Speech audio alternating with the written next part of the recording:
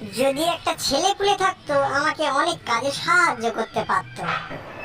দাদা, এই ছেলেটাকে নেবেন নাকি? সে কি, আপনার ছেলেকে আপনি বিক্রি করে দেবেন? দাদা, বিক্রি কি বলছেন? আপনি ওকে নিয়ে গেলে উল্টে আমি আপনাকে আরো পয়সা দেবো। আরে মশাই, আপনি এতই নির্দয় যে আপনার ছেলেকে অন্যের কাছে দিয়ে দেবেন? আর দাদা, এমনই ছেলে যে জন্মের পর থেকে এখনো আমাকে একবারও বাবা বলেনি। আমাকে আঙ্কেল এবং ওর মাকে আন্টি বলেই ডাকে।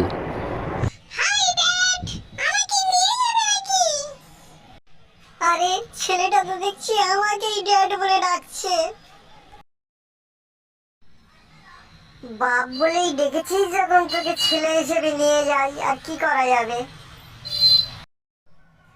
সোনা, কি নামে আমি তোমাকে ডাকবো? আরে কথা বলছো না কেন?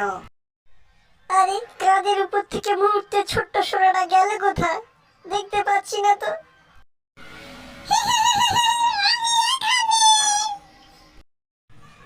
আরে বাপ, তুই কাঁধ থেকে উপরে চলে গেছিস, এখন তোকে নামাবো কি করে?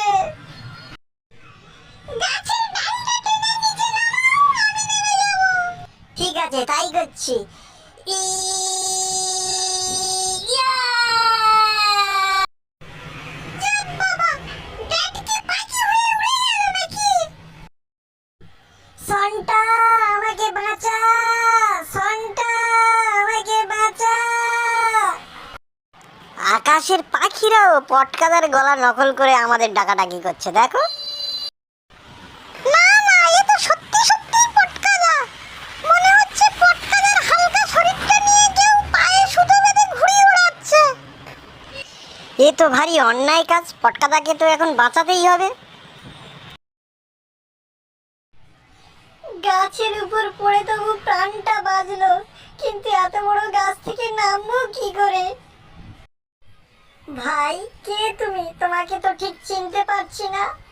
মাথায় চুল নেই, অকালে কি টাক পড়ে গেছে ভাই? অত জেনে লাভ নেই, আমি খাবারের সন্ধানে বেরিয়েছি। তুমি বুঝি গাছের লতা পাতা খাও? না, আমি বিভিন্ন জীবজন্তুর কান চিবিয়ে খাই। তোমার কান দুটো আমার খুব পছন্দ হয়েছে।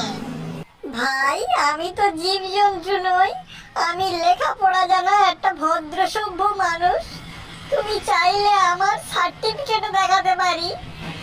তোমার কান দুটো খাওয়ার পরেই সার্টিফিকেট দেখবো, কারণ খালি পেটে সার্টিফিকেট দেখা যায় না। তার মানে আজ থেকে আমার কান ছাড়াই বাঁচতে হবে। এখন যে কোনো প্রকারে এর হাত থেকে পালিয়ে বাঁচতে হবে, নইলে কালকের থেকে সবাই তো কান কাটা পটকাদা বলবে।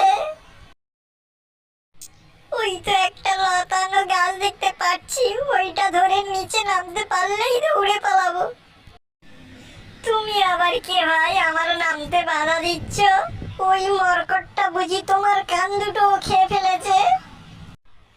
আমি দেখতে এলাম কোন বেয়াদব আমার লেজ ধরে টানাটানি করছে। আর আমার কানের দরকার নেই, বুঝলে? আমার 100 বলে সবাই ছবি হয়ে যায়। তার মানে এটা সাপ? বাঁচাও বাঁচাও বাঁচাও! সাপ বাঁচাও, সাপ বাঁচাও!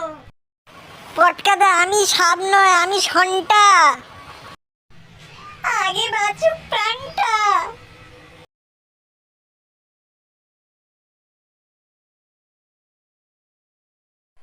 সাপের হাত থেকে পালিয়ে লাস্টে সিংহের সামনে পড়লাম।